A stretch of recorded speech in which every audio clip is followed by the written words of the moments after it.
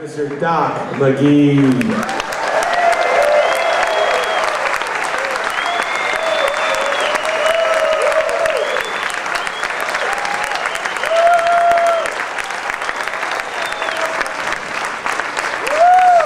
Crazy is this cruise? This thing was awesome. Did everybody get enough to drink? I know, I told my wife that when we get to Miami, we're going to rehab. That's all we've done is party this whole time, and it's been awesome. And you guys have been fantastic. You know, it's really difficult in the rock world to get a band to really hang out with their fans. The country's different. You know, country, we have a thing called fanfare.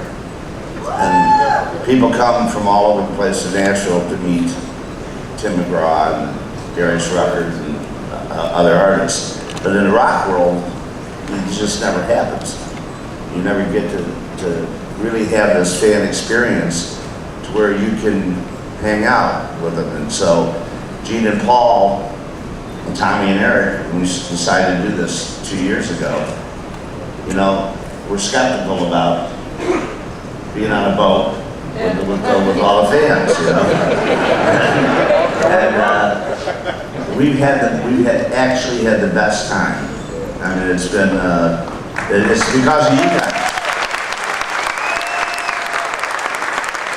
And I've been doing this 35 years with the biggest bands in the world, and you guys are the best fans I've ever seen.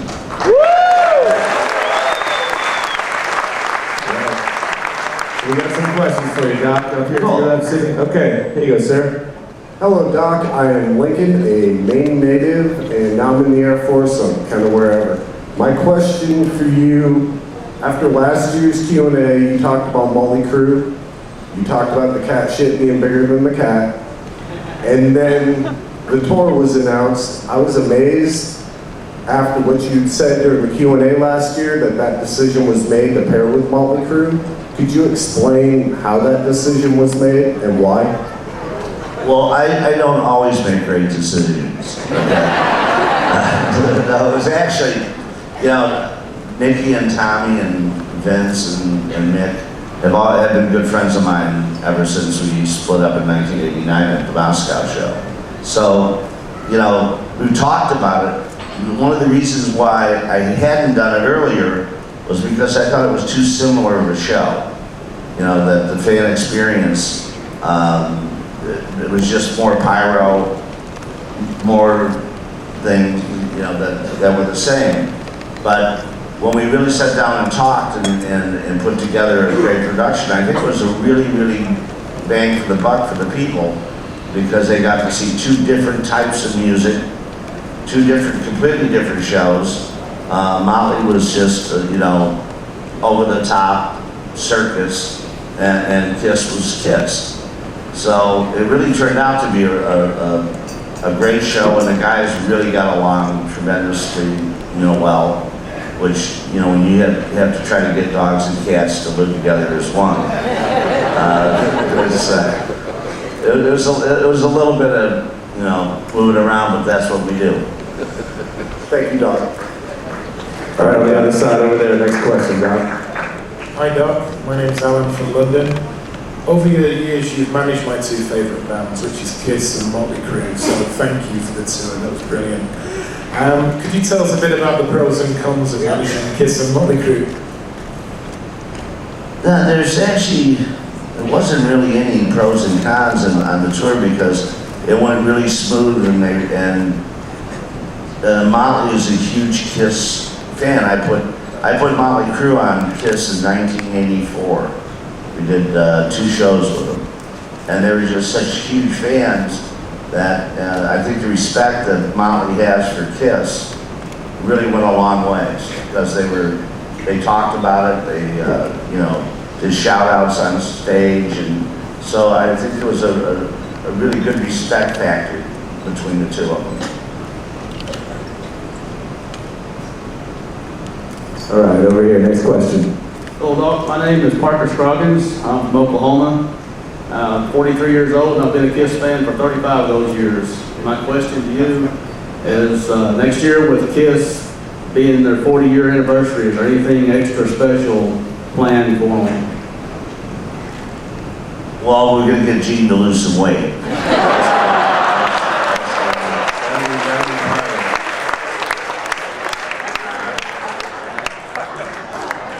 But no, actually, we've looked at all new technology to try to give the fans a better experience and a more over-the-top show. You know, like I said last year, you know, if you're gonna run with the big dogs, you can't piss like a puppy. So you have to come up with new ideas and new gags, and I believe the Monster. You guys heard some of the Monster songs. And most of them sound like they should be in a KISS show. You know, it doesn't sound too crazy, or like you go, oh fuck, I gotta hear a new song now. So we're gonna, the show will be bigger and better as always. Thank you. Here you go. Doc, I'm Doc from Rochester, Minnesota. I got a two-part question. With the Ace Frehley Strange and Unusual Things, with all the bands you had, what's the strangest thing you had? And with the current lineup of KISS, what's the most bizarre or unusual thing that's happened? Oh Jesus! I could be here all day. Both of those.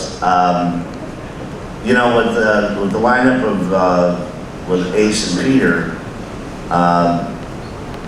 it was torture. It was an everyday torture situation. You know, and it was kind of like four guys playing together that really didn't want to play together, and which I hate. Which I think is and I think it translated a little bit to the outside of the reunion tour that we did. It looked like they were mailing it in, you know, and I had to stay out every night to get them motivated to do it. And when we lost 300 pounds of bad news between the two of them, and brought Tommy and Eric in, it's just been a dream. These guys they're funny, they have fun together. We're always together. You know, it's like, no, we're not gay, but we're always together.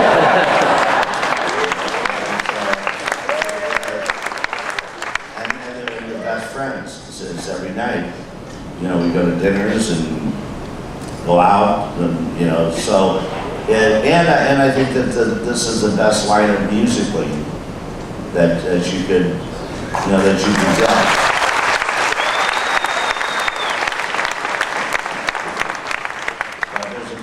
Stories of how dysfunctional it is, but with this lineup, I believe that this is the best show for the people, and I can't believe Tommy plays amazing. You know, and Eric's one of the best, and I've had a lot of great drummers, but Eric is just an amazing drummer.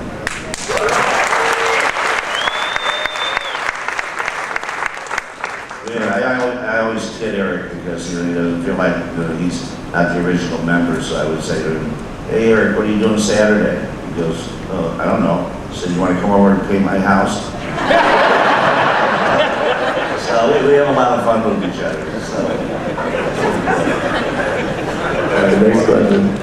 Oh, Doc, I'm wondering if you could tell Gene and Paul, thank you from me.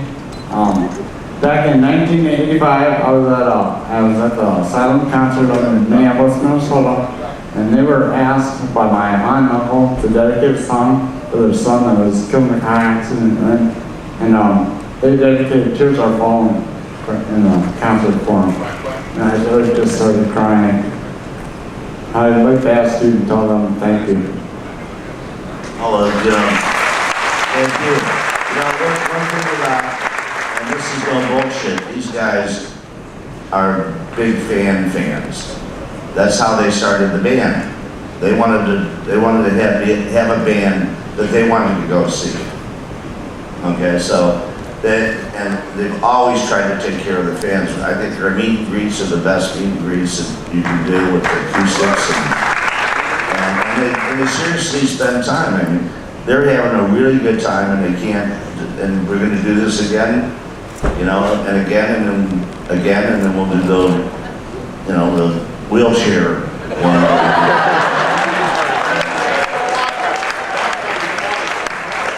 Thank you very much. There you go. I just wanted to know, I watched the Gene Simmons Family Jewels, and watching him on Gene Simmons Family Jewels, you wouldn't think that he might always want to go on a cruise. So I was just wondering, was there any trouble getting him on the cruise on the first one? Well, you know, Gene's not the most adventurous guy. I mean, he went on vacation once. You know, he kind of quit school because it was recess. You know, he likes to work and marketing and this and that, and I go through 800,000 emails a day on that. So, but it wasn't hard to get him on the cruise because he knew that it should be close to the fans. They were all so blown away that they got to play where you guys were right there, because we never get a chance to do that. And so, you know, they always have barricades, and they always have, you know, 16 guys out there, you know, with muscles in their shit, you know? And not allowing anybody to get close to the fans. And they were talking about last night, they said it was so cool that we were almost walking in the audience, you know what I mean? And people were taking pics off their guitars, and, you know, and it was so, they were just having a great time. And that's what this is about, you know? This is a payback for you guys and them, because they don't get to do this. They never get a chance to do this. And if you notice this year compared to last year, they're all on the boat walking around, having fun. They're not hiding in their rooms, you know what I mean? So, you know, Paul he's out everywhere, you know, and so they really like the connection with the fans, because they talk about connection with the fans, but they don't really get a chance to, you know, pick your brain, talk to you. Me neither. You know, when I talk to fans at shows, they go, "Oh, that's the best issue I ever saw." I said, "What didn't you like about it?" Because that's what I want to hear. Because that way we can change it. That way we can change it for the fans, because it's not us up here playing for us. It's us playing for you guys.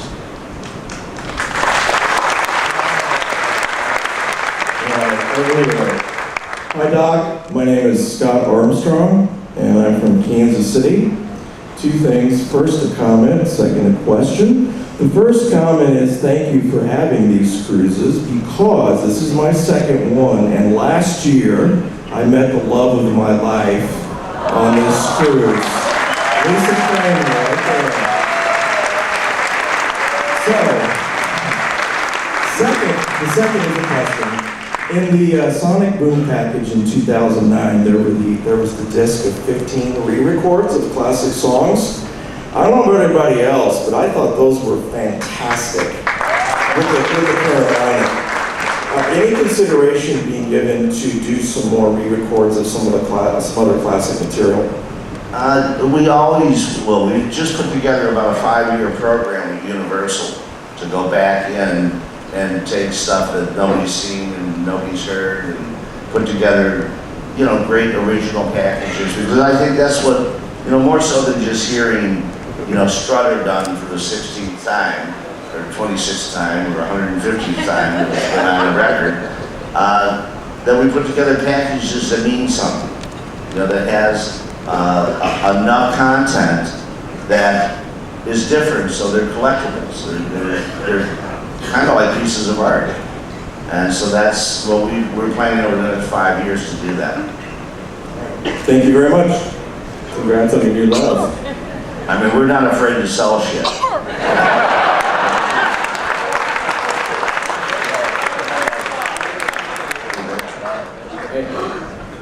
I've only been a fan for 3 years, but I know a lot of the histories. Like you said, you've been managing some of the biggest bands in the world for 35 years.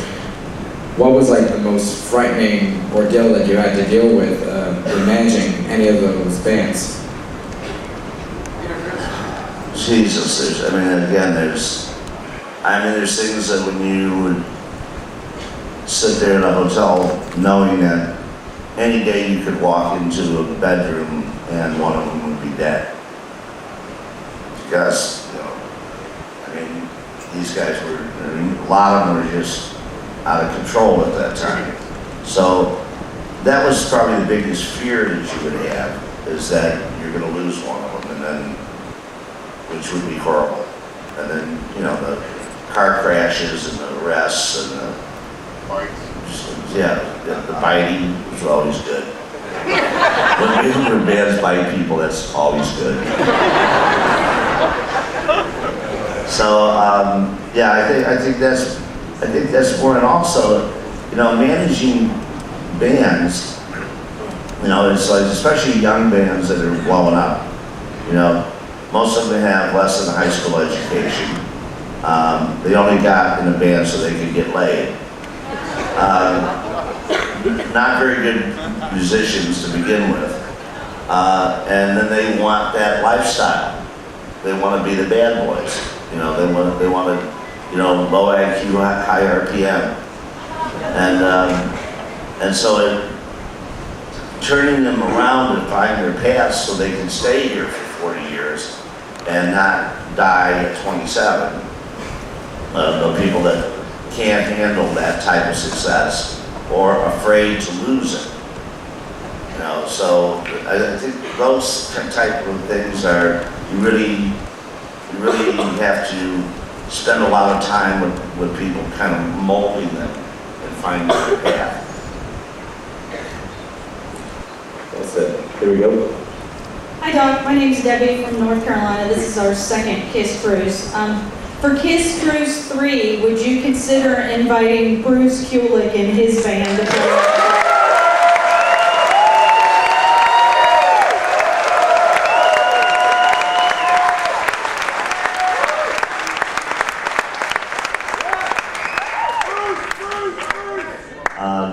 No.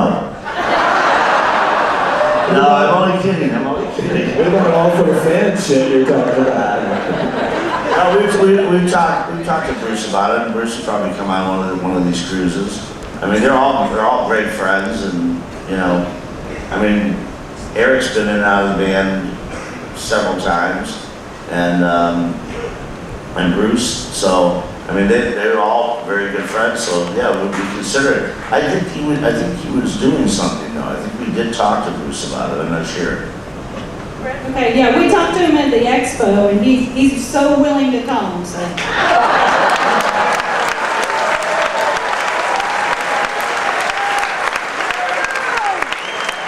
at least we have Bruce fans. That's what's Awesome. Hi Doc, I'm Keith. I'm over from Scotland in the UK. I would just like to ask you, are there any UK dates being planned for next year?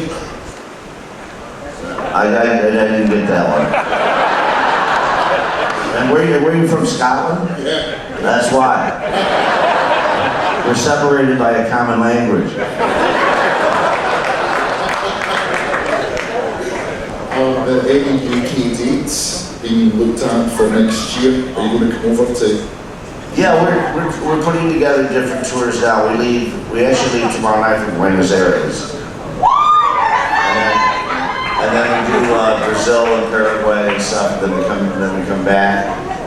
We have Australia planned in March. We have Japan in March. We have May and June in Europe. We're going to do up to several, but we'll do like 3 different legs of Europe. We're going to do like 3 weeks on and then off, go someplace else and come back. It's going to be a little bit different type of a tour than our grind, and we want to do some more of this stuff, these special nights for charities and stuff like that. And we went over to London last year, and we were big for the Wounded Warriors and that. So we work with we've donated over $1 million to them this year.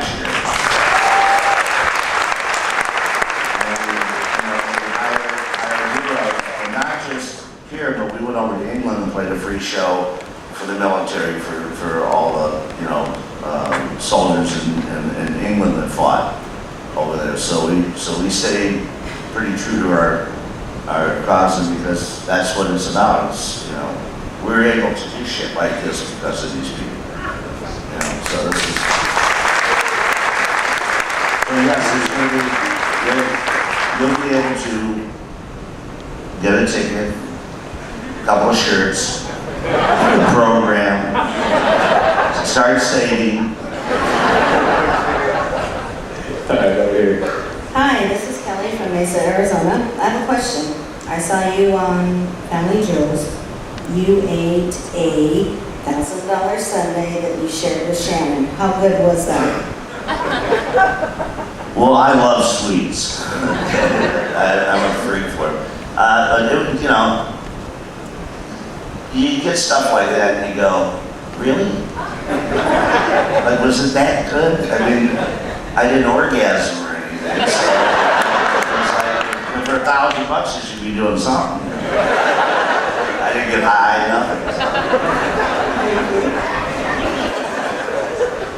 Hi, I'm Randy from East Rutherford, New Jersey, and my question is, on a regular tour, what's 3 things each KISS member has on their rider? Oh, let's see, Gene, cookies, and well, they basically eat the same shit every night. And I don't know why, and I don't know who does this, but for 17 years I've been there, we have turkey, we have chicken, and we have pasta. Every night. And they don't eat any of it. He eats the cookies, and then he takes the, but now he doesn't. He's been really good about the cookies. But he'll take cottage cheese and eat that, and all the food kind of goes to waste. And they say on every tour, why the chicken? Nobody's eating that piece of chicken. But we have, it's kind of like the balance of nature out there, because, you know, it's like when an animal dies, you know, in the woods, and the scavengers come out, that's our road crew. And that's part of the road crew. It starts with the back line guys, because they're the rock stars. The 2 guitars, right? So they come in first and pillage everything that they can do. And then it just goes down from their stage hands, and it all gets eaten anyways. Thanks, Amir. Hi Doc, my name is Janine from Perth, Western Australia. My question is, are you coming to Perth next year? Right now we're actually planning on Perth. And I love Perth, by the way. It's one of my favorite. That's one of my favorite towns in the world. I mean, we've had so much fun in Perth, and it's such a beautiful. You know, it's like 1950 there. You know, and it's kind of like California weather. It's dry, it's on the ocean, and it's actually, isn't it the furthest point in the world? The furthest, we traveled 22 hours straight here. Yeah, it's awesome. Well, we'll see you in Perth. And I'll be able to pick you out in your pajamas. Wear them. There you go. I'm Sarah from Melbourne, Australia, and my question is, what do you think the best show was that KISS have played? Wow, that's tough. I'll tell you, the one I liked the best was the acoustic on the deck. They couldn't remember a fucking song, but they had some fun up there. And I like that stuff. I like that kind of free stuff where, you know, even the last 2 shows, it was like, there was no set list. Not that you couldn't tell that. But there was no set list, and they would just listen to people talk, and sometimes, as you can tell, pull out a song that they hadn't played, you know, forever. And would play it. So I like that kind of free form kind of thing instead of everything so precise and it's just a show. Hey Doc, was Motley Crue better behaved on this tour than when you were managing? Oh my God. number one, I had to remind Mickey who turned 50. And he would tell me, because I was turning 30, that I should be put into a camp. Because I had no use for society after 30. But they were like 18 or something then. So, yeah, they didn't bite anybody. I didn't see anybody, you know, piss on the Alamo or anything. So it was, they were very well behaved, actually. You know, Tommy's a great kid, and he's not a kid anymore, but he's just a great energy and a great person. And Nikki's turned into a really good businessman, and you know, they just and Vince still.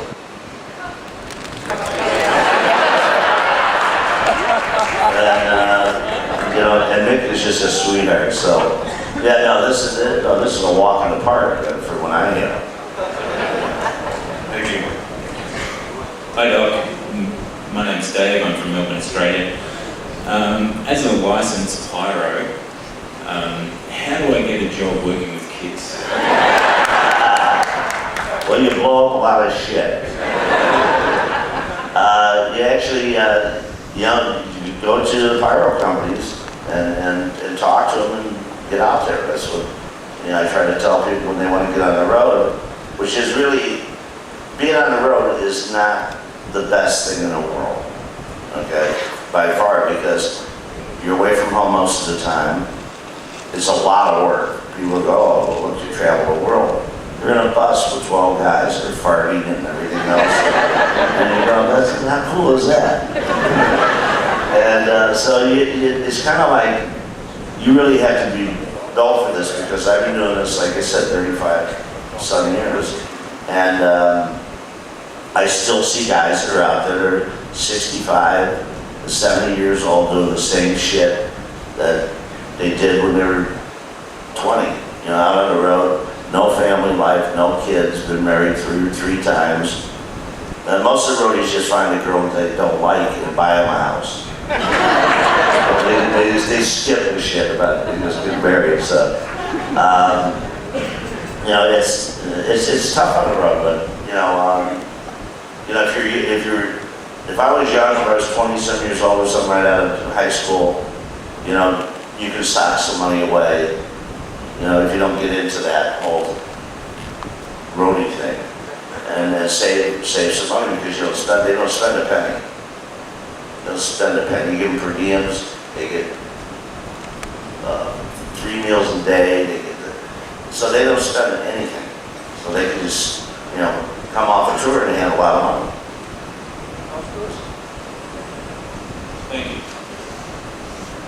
My name's Jessica, I'm from Louisiana. My question is, how easy is it to manage Gene since he's gotten married? Oh, shit. I'm afraid somebody's going to get that. It's actually, he's been, Gene is not only a great friend of mine, but he's my partner. And so, I think it's different because he's changed his whole life around. And to the better for him. And Shannon. Shannon's a great girl. And so, on some things, it's much easier because he's more in tune with his family and stuff. I think Gene Simmons' family, Jules, really got that family as because he was always touring, so he was like most of us. You didn't get the chance to see your kids. Well, for 300 episodes, he was there with them. And it really brought that family together, and that's why they got married. I think that's why they got married, because they just realized that they were best friends. And so it's been a lot easier.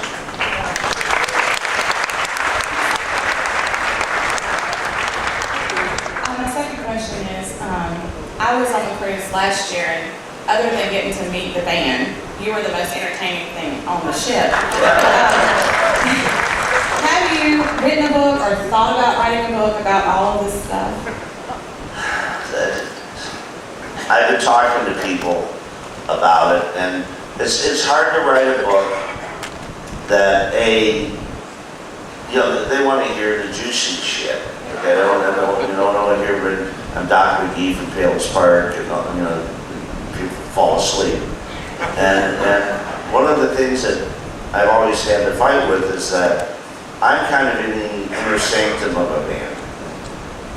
So I'm like their father, I'm like, you know, their therapist, I'm like, you know, well, you know, I carry crayons and coloring books, trying to keep them busy on airplanes and shit. So it's tough to do a book that you know, I would never do a tell-all book or anything like that because that's not right. But there will be a book coming out. I think I'll call it Shit Happens.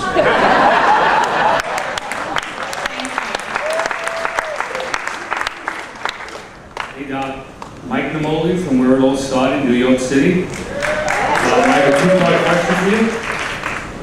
How do you feel about what that ingrate Peter Criss wrote about you in his book? And how do you feel that's going to affect when KISS gets inducted into the Rock and Roll Hall of Fame? When? Well, for one, knowing Peter as well as I do, he didn't write half the shit because he couldn't have remembered it or he couldn't have spoke that well.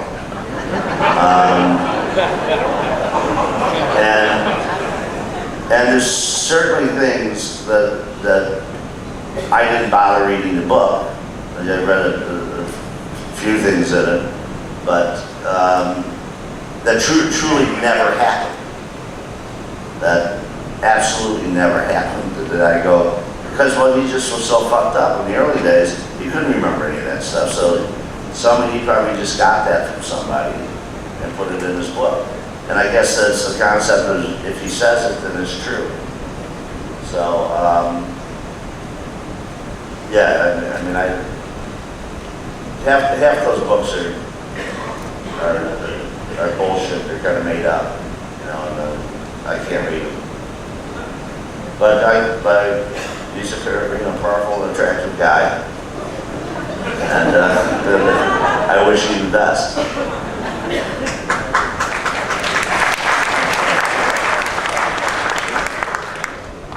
Hi Doc, my name's Al Pirog from Stafford Springs, Connecticut.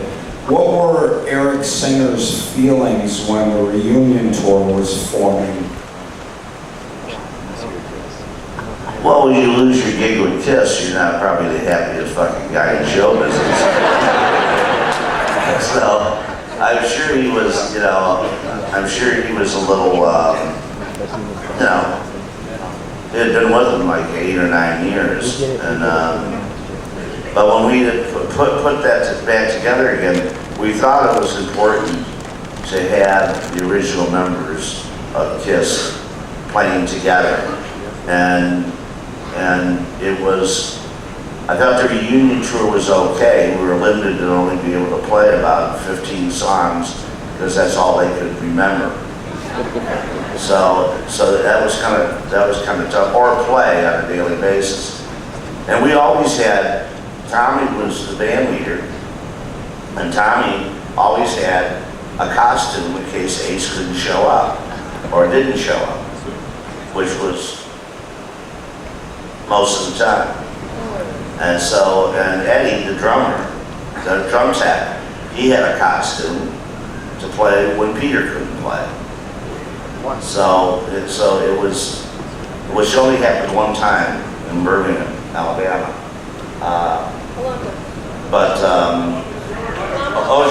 Georgia, that's right. It was Birmingham. Anyways,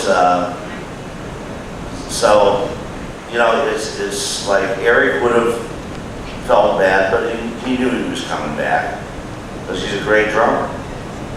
You know, the hardest part about what was Eric was getting Eric to play like Peter.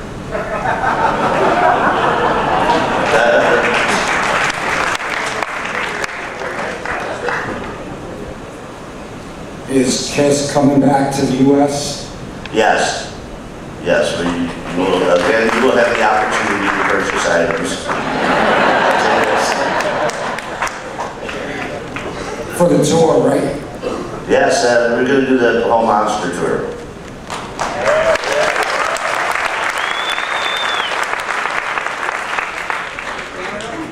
Hey Doc, my name is Andrew from the world's best KISS tribute band, Mr. Speed. My question for you is, did you have anything to do with, or did you hear anything about the much rumored Skid Row reunion with Sebastian Bach? Oh shit.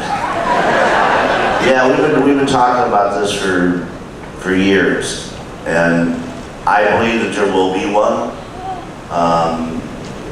I don't know for how soon that will happen, but I believe that it will happen in the next few years.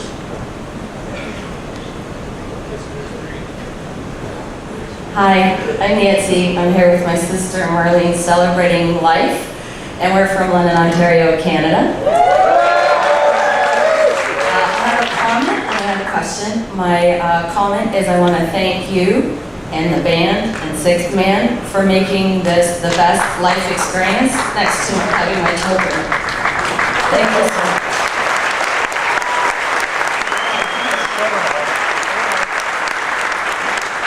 My question is, you mentioned earlier about causes, and I know that each of the members are, they have their causes that they support.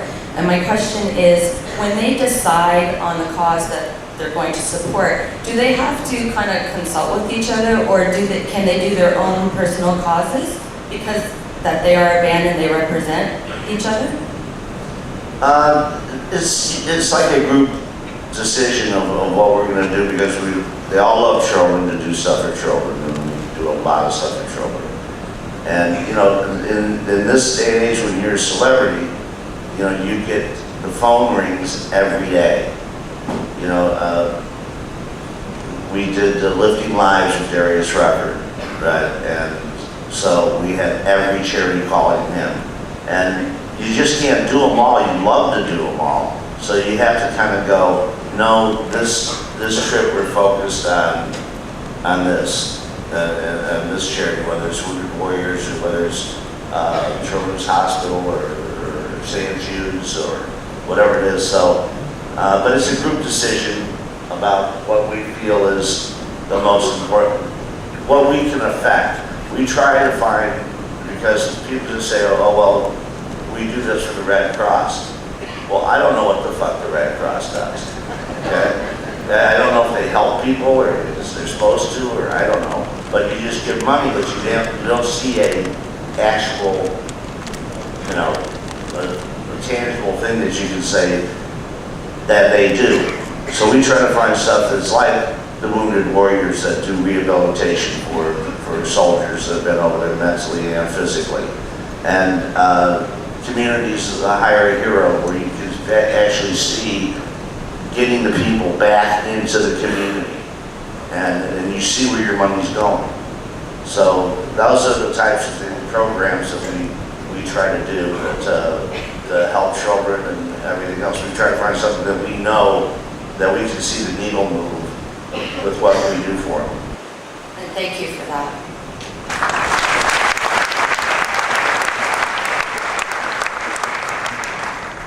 Hey Doc, I'm Oliver from Germany, and I want to say thank you for my second cruise, and I want to know when starts KISS Kruise II.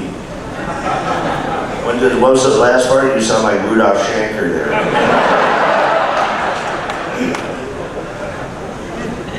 He says, when is KISS Kruise II going to start?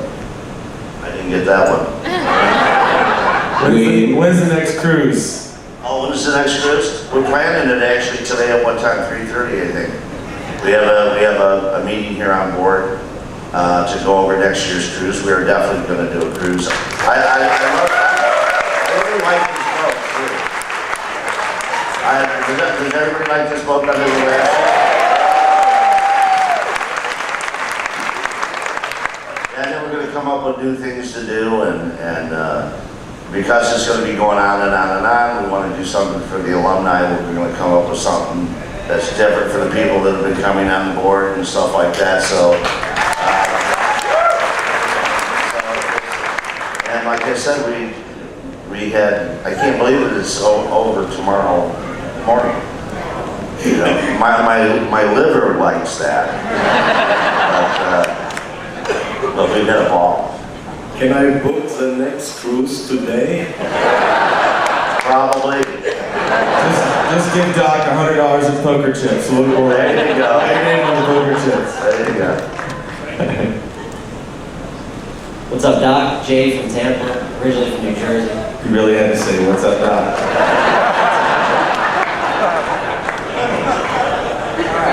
I got two questions.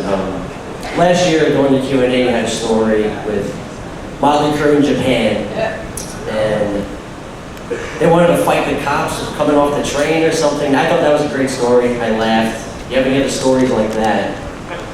And if Eric Carr was still around, do you think they would have brought him back as the Fox if Peter Criss wasn't?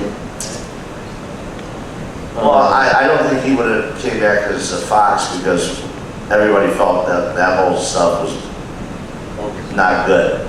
I think there's four guys, and those characters are the four characters. You know, and that's how KISS is going to be able to go on forever, because you're just going to find another Catman or another, you know, Space Ace or another Star Child, and I think that KISS can go on for as long as they do great shows, because it's not just musically, it's kind of like, you know, Blue Man Group to a certain extent. That if you put on a great show for people, people will come and see that show. You know, so, and I think that the music is strong enough that it'll continue to roll as the members, you know, can't play anymore. Now Gene will be there until he's, you know, he's 90 years old. He'll be at the end of the driveway with the walkers, wag over his tongue.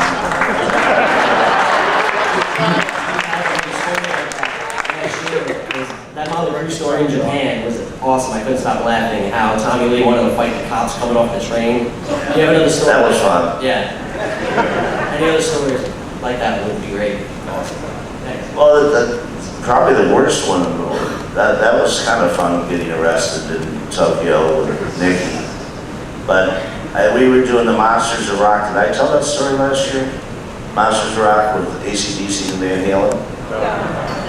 So it's our first show in Stockholm with Motley, and Warner Brothers threw this big press party for everybody.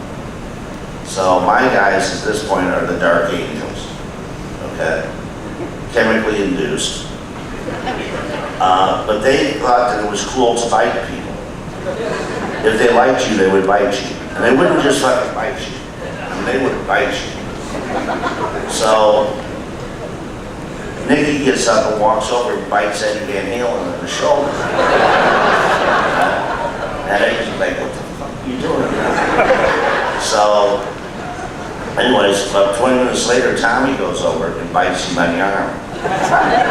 And now, because they like him. And I'm not watching, I'm talking to somebody. Right? So then Vince goes over to bite, and Eddie grabs him by the face and throws him over on the table, and they're fighting it out. And then David Lee Roth gets up and goes, "Wah!" And he goes, and Tommy Lee goes, "Oh yeah, I'll fuck you up." And he goes, David Lee Roth, right? So now Nikki's standing there, and Malcolm Young from AC/DC is standing there. And of course, he's big. And so he looks up at Nicky and goes, "You know, mate, if you try to bite me, I'll chew your fucking ear off." And Nicky, you know, same guy, he grabs Malcolm by the hair, smashes his head up against the wall and says, "And I'll tear your head off and shit down your neck, you little midget." And he throws him, and that's how my night's going, right? So I had to get him out there, we go back to the hotel, and so then we get thrown off the tour. We haven't even played the show yet. We're playing the next day. So I'm on the phone with all the managers, and they're going, "You're off the tour." I said, "Well, listen, you know, Motley's probably as hot as any one of the bands at the moment. They were huge. And I said, I think you got a riot on your hands. I said, we'll just go and do our show and get out of there. And so they didn't want to do it, but then they said, okay, all right, you have to do it because of ticket sales and everything else. They said, but when you get there, you got to get in your trailer and we're going to have a crane pick up the trailer. And then they were going to lower the trailer when it's time for them to go on. They go on. But this is going on like 7 o'clock in the morning. I mean, 7 o'clock in the morning doing this. So I'm on, So of course I wake them up at like 3 o'clock in the afternoon, right? After thrown out of the hotel, at the hotel. And I go, listen, we got a little problem. And they go, what? I said, well, you fucking bit Eddie Van Halen last night. Did you guys not see this? You know? He pissed off everybody. They go, why? Did fucking somebody say something? Did somebody say something? I've been on the phone since 7 o'clock in the morning. So they go, well, fuck them. I go, well, good, that's great, it's awesome. So now we're in a van headed to the show, and I'm thinking to myself, I wonder how I'm going to tell them that they were going to be picked up by a train. I'm going to have to do some maneuvering, you know. Like when they get there and the crane is hooked up to it and they go, what's that? Well, fuck, I don't know, must be some Swedish thing. So, anyways, I fixed it all, and we did the show, and so now they get up the stage, they want to watch Van Halen. They go, dude, we gotta watch Van Halen. I go, no, you don't, you gotta get in the van. So we got about it. That was our first night on the Monsters of Rock tour.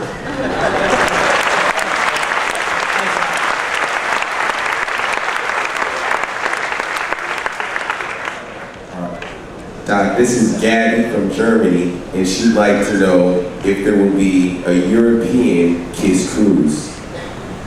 You know, we're talking about it, but you know, there's about 60% of you guys out here from all over the place. So, you know, that's outside the U.S. I think it's like 60% of the people who bought packages are outside the U.S. So, yeah, I mean, we like the ideas.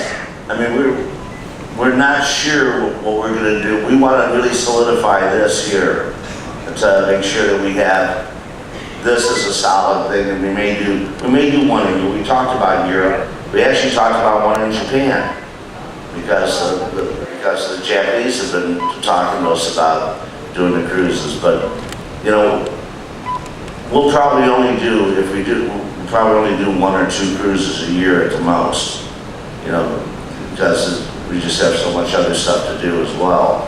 And as long as we can get everybody to have the right cruise. Because I mean, how are you guys about the weather when you're about to come down here with the hurricane? We're going, well, this is perfect. I can't wait to throw up in my cabin. So, and then did you see it on the news when they had a Carnival cruise go out of New York? And they had the people had their iPhones, and shit's flying everywhere, all over the people's room, and the doors are slamming, and the phone rings, it's Paul. Nice. This is going to be really fun. So, but we lucked out. So we lucked out.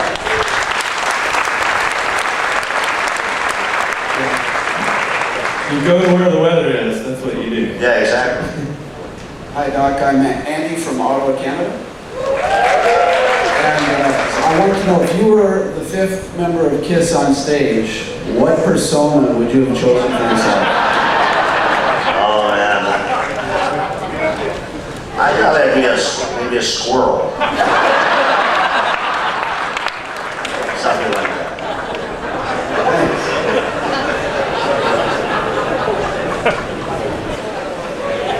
Hey Doc, Peter from Manalapan, New Jersey.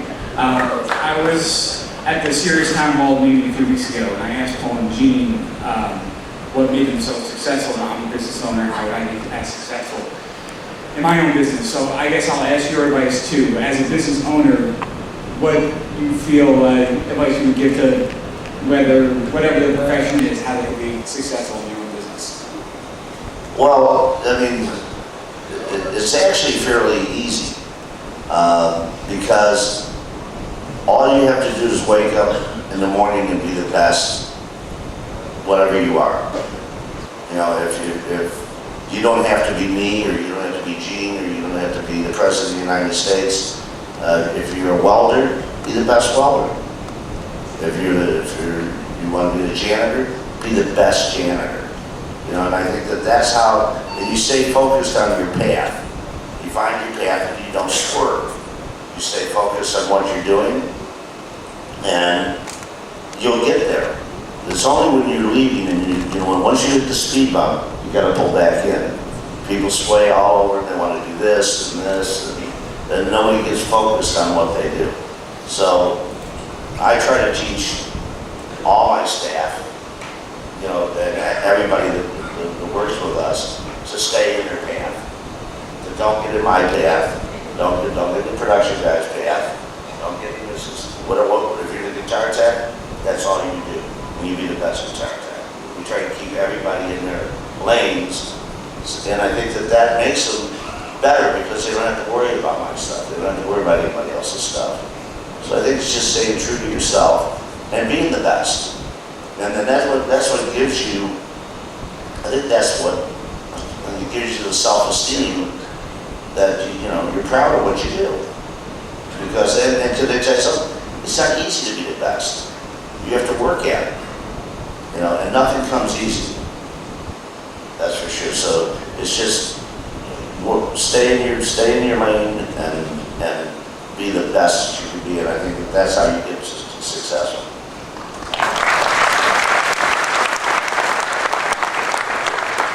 Patrick from Northern Virginia outside of DC. A couple of quick ones is, as we all say here, thank you very much. Please make sure the band knows how much we appreciate it, even though I know they do, but I hope they really had a good time and had to feel the true stuff. Second thing is, possibly maybe consider for the next KISS Cruise a fan input on the play set. Possibly 50, 60, 80 songs, I don't know, but just, something to think about. We've got time to plan. If they would consider a fan input on the set list. Second is, did Gene's mother, did he get her out of there in New York before Sandy? No, she stayed. She didn't want to leave. She's a diehard. She's a hard woman. She didn't believe me. Yeah, so she wanted to stay, and Gene was trying to get her to come out, but she was staying out. And one last one. Is there any way you can check into getting somebody else other than Live Nation to work some of the merchandise?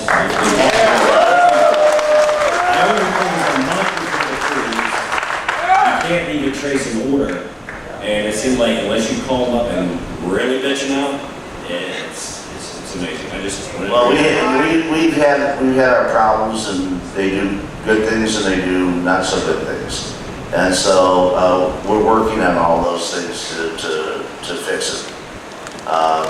And because when it's a big organization, it's just a lot of moving parts, and so I get emails all the time from people. I was just doing it with the Live Nation guys this morning about packages and different things because we feel all that stuff, and then we try to go into fix it mode. But I think you're going to find that this year is going to be a lot better. Thanks, Doc. Hi, Doc. My name is Ava. I'm from Connecticut and currently living in Hawaii. Is there any chance that you guys would play out there? We talk about it every time we do Australia, to come back and do a couple of shows in Hawaii to just have a vacation. So we are looking at it. We're at Blaisdell. I played it at times with other bands, but I haven't played it with KISS. So yes, we probably will this year. And I have one more quick question. What was it like managing Bon Jovi? How quick is that?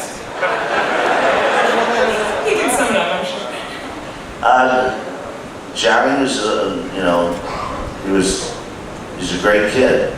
You know, he's not a kid anymore, but very hard work. There's somebody that really worked at his craft because he wasn't very good, and when he first started, and he was Southside Johnny, you know, that stuff, and he really watched Van Halen and watched KISS and all the tours that we put on, and watched Paul Stanley and watched Klaus Meine and watched all the, and he really stole from the best.